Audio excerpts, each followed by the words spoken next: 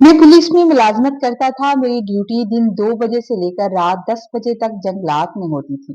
जंगल बहुत बड़ा था और खौफनाक था। मैं अपने दो साथियों के साथ वहां गश्त कर रहा था। मुझे एक दरख्त के नीचे से यूं लगा जैसे किसी के रोने की आवाज आई हो, जैसे किसी लड़के के रोने की आवाज हो। मैंने उस आवाज की तरफ 2-4 कदम चला तो वहां सच में एक लड़की काली चादर लपेट कर बैठी हुई थी। मैं उसे देखकर हैरान रह गया। इतने बड़े जंगल में ये लड़की कहाँ से आ गई? एक लम्हे के लिए मुझे ये भी लगा कि कहीं कोई चोर तो नहीं जो गाउन पहनकर बैठा है। कहीं लेने के देने न पड़ जाएं, या शायद बचपन में अम्मा से जिन्नात के बारे में भी सुना था। कहीं कोई चुड़ैल ना हो या भूतनी तो नहीं जो मुझ पर आशिक ना हो जाए। लेकिन फिर हिम्मत हौसला किया, मैंने आगे बढ़ा और उसे आवाज दी। लड़की, बात सुनो, तुम यहाँ क्यों बैठी हो? उसने मेरी किसी बात का जवाब नहीं दिया था, बस रोए जा रही थी। उसने काले रंग का गाउन पहना हुआ था। फिर मैंने उसे आवाज दी कि बहन, आप मेरी बात सुने। अगर आप मुसीबत में हैं तो मैं आपकी मदद कर सकता हूँ। आप मुझे अपना मसला बता सकती हैं। शाम हो रही है, जंगली जानवर भी यहाँ आ जाएंगे। मैं आपको यूं अकेला छोड़कर नहीं जा सकता। बराए मेहरबानी आप मुझे अपना मसला बताइए ताकि मैं आपकी मदद कर सकूं। अगर आप रास्ता भूल गई हैं तो भी मैं आपकी मदद कर सकता हूँ। अपने घर के मुतल्लक कुछ जानती हैं तो मुझे बताएं, मैं आपको आपके घर छोड़ाऊंगा। जब मैंने उससे आहिस्ता से आवाज में कहा तो उसने भी आहिस्ता सी आवाज में कहा था कि मेरा कोई घर नहीं है। मैं रास्ता नहीं भूली, मैं बेसहारा हूँ और अब मैं समझ नहीं पा रही कि मैं कहाँ जाऊं। मैं उसकी बात सुनकर हैरान रह गया। फिर शाम हो रही थी, क्योंकि सूरज भी गरूब हो रहा था। मैं उसे यूं जंगली जानवरों के हवाले करके नहीं जा सकता था, इसलिए मैंने उससे कहा कि आप मेरे साथ मेरे घर चलें, वहां जाकर बात करेंगे। तो वो जिद करने लगी कि नहीं, वो यहाँ ही ठीक है। फिर मैंने उससे बार बार कहा था, मेरा ज़मीर इस चीज की इजाजत नहीं दे रहा था कि मैं यूं एक लड़की जात को छोड़कर चला जाऊं। फिर वो मेरे बार बार कहने पर मेरे साथ आकर बैठ गई थी। मैं उसे लेकर घर आ गया था। अम्मा ने आते हुए देखा तो गुस्से से मेरी तरफ देखकर बोली, ये कौन है और इसे कहाँ से ले आए हो? मैंने कहा, अम्मा, इसका मुझसे कोई ताल्लुक नहीं, ये मुझे ड्यूटी के दौरान जंगल से मिली है। अम्मा ने उसे अलग से एक कमरे में बिठा दिया था और मुझे अलग लेकर आ गई और डांटने लगी कि ये तुम क्या कर रहे हो? इस लड़की को वहां से क्यों लाए हो जिसे तुम जानते तक नहीं? पता नहीं ये कौन है और ऐसे ही मुंह उठाए एक नौजवान लड़की को तुम घर पर लेकर आ गए हो। अगर कोई मसला बन गया तो इसका जिम्मेदार कौन होगा? मैंने कहा, अम्मा, वो बेसहारा है और जंगल में बैठ कर रो रही है, तो मैं उसे यहाँ ले आया। अगर कोई मसला बनेगा भी तो मैं खुद पुलिस वाला हूँ, मैं हैंडल कर लूंगा, आप परेशान ना हो। मेरी बात सुनकर अम्मा को फिर भी तसल्ली नहीं हुई थी। कहने लगी, हम ऐसे तो इसे अपने घर में नहीं रख सकते बगैर किसी रिश्ते के। यहाँ पर तो फिर तुम उससे निकाह कर लो ताकि ये तुम्हारी बीवी की हैसियत से यहाँ रह सके। लड़की तो खूबसूरत है। अम्मा की बात सुनकर मैं छलांग लगाकर पीछे हटा था कि नहीं नहीं, मैं तो निकाह कभी नहीं करूंगा। फिर अम्मा ने मुझे रख के एक थप्पड़ लगाया। कहने लगी, फिर इसको तू लेकर क्यों आया है? चल, शाम को तेरे अब्बा आते हैं तो उनसे बात करती हूँ। शाम हो गई थी और शाम को अब्बा भी आ गए थे और बड़े भाई भी आ गए थे। हम दो भाई थे और हमारी कोई बहन नहीं थी। अब्बा ने उस लड़की को बुलाया था और उससे पूछने लगे थे कि तुम कहाँ की हो, अपने बारे में कुछ बताओ ताकि हम तुम्हें तुम्हारे घर पर छोड़ आए। तो वो कहने लगी कि मेरे घर वाले कभी भी मुझे नहीं रखेंगे, वो मुझे घर नहीं आने देंगे।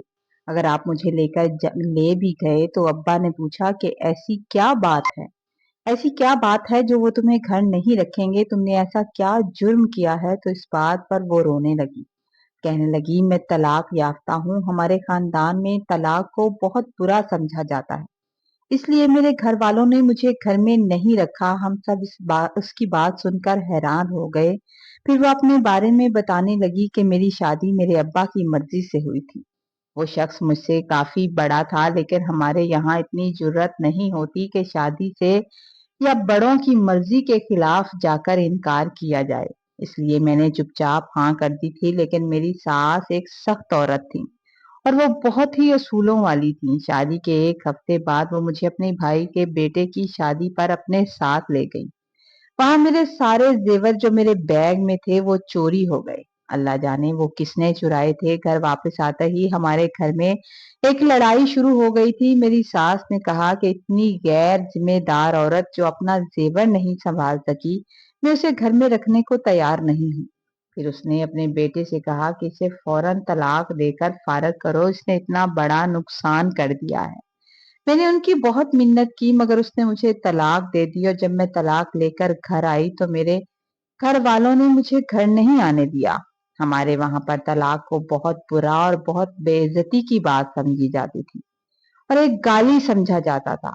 मेरे अब्बा जो गांव के नंबरदार थे, उनकी बेटी तलाक लेकर आ गई, उनके लिए ये बात बहुत ही बेइज्जती की बात थी। उन्होंने मुझे अपने साथ घोड़े पर बिठा लिया और जंगल की तरफ छोड़कर चले गए थे। फिर वो ये बात कहकर रोने लगी। हम सब हैरान थे कि ये क्या हो रहा है, क्या ऐसा भी हो सकता है। फिर अब्बा ने मेरे साथ मिलकर उसके घर का पता किया था और हम सब उनके घर पहुंचे थे कि उसके वालिद से मिल सकें, उनसे बात कर सकें। जब हम वहां पहुंचे तो हमें पता चला कि उसके वालिद साहब जब उसे जंगल में छोड़ कर गए थे तो घर पहुंचते ही उनकी वफात हो गई थी। उनके लिए ये बहुत बेइज्जती की बात थी कि उनकी बेटी तलाक लेकर घर आ गई थी। घर में दो भाई थे, उन्होंने अपनी बहन को रखने से इनकार कर दिया। फिर हम उस लड़की को वापस ले आए थे। उसके अलावा हमारे पास कोई चारा नहीं था।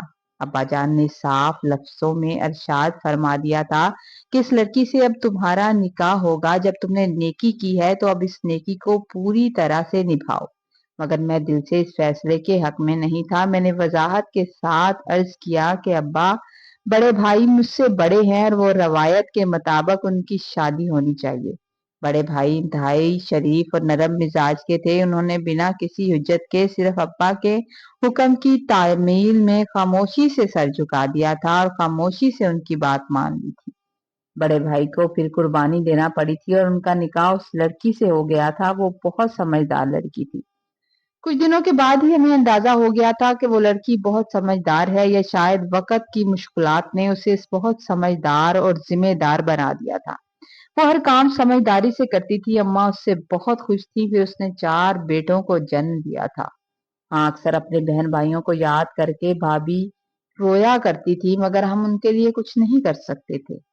तो एक बार हमने फिर से कोशिश की थी कि हम उनके बहन भाइयों को मना सकें, वो अपने बहन भाइयों से मिल सकें, मगर उन्होंने ये तक कह दिया था कि वो हमारे लिए मर चुकी है, हम उससे कोई रिश्ता नहीं रखना चाहते। बड़े भाई ने तमाम उम्र अपनी बेगम को बहुत खुश रखा था और दोनों ने मिलकर एक बेहतरीन जिंदगी गुजारी थी, मगर उनके दिल में अपने बहन भाइयों का दुख हमेशा कायम रहा था। जब हम अपनी बहन या बेटी को रुखसत करते हैं तो उन्हें ये कहकर भेजते हैं कि अब तुम वहां से मरकर ही निकलना, और इसी डर या समाज की वजह से अगर बेटी किसी परेशानी का जिक्र भी करती है तो वालिदैन उसे ही कसूरवार ठहरा देते हैं। ये उन जमानों की एक तलख सच्चाई थी जब तलाक को समाज में इंतहाई बुरा समझा जाता था। हम अपनी बेटी को रुखसत करते वक्त सब्र की तलकीन जरूर करें, मगर उसे ये हरगिज न सिखाएं कि जुल्म या बुरा सलूक बर्दाश्त करने पर मजबूर हो जाए। कोई भी औरत अपना घर बर्बाद नहीं करना चाहती, वो उसे निभाने के लिए हर हद तक जाती है। लेकिन इसको अगर सच्चे दिल से कोई तकलीफ हो तो उसे तन्हा मत छोड़ें, उसका सहारा बने। अगर किसी की बहन या बेटी की तलाक के साथ ये तलाक वाली बात हो भी जाती है तो बार बार उनके जख्म मत कुरीदें। उनसे ये मत पूछें कि उनके साथ ऐसा क्यों हुआ, क्योंकि ऐसा करके आप उनके दुखों में मजीद इजाफा कर सकते हैं। कोई माँ बाप नहीं चाहता कि उनकी बेटी को तलाक हो। पूरी कहानी का सुनने का शुक्रिया।